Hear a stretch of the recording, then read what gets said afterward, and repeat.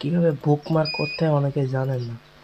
Bookmark করার জন্য মনে করেন আপনার একটা শিট আছে, এই যে ইব্রাহিম টিম আইবিএম, এটা প্রতি মাসে চেঞ্জ করা হয়। এখন আপনাকে এই ফাইলটার নতুন যে শিটের লিঙ্কটা দেওয়া হবে, গ্রুপে দেওয়া থাকবে, ওখান থেকে কপি করে নেবেন। নেওয়ার পরে আগের যে শিটটা আছে, এই শিটের ওপরে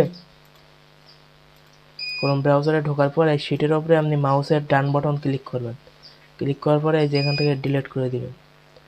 ডিলিট করার পরে এই যে সার্চ বারে এসে যে লিঙ্কটা কপি করেছেন ওটা পেস্ট করে দিবেন। দেওয়ার পরে নতুন শিট আসবে।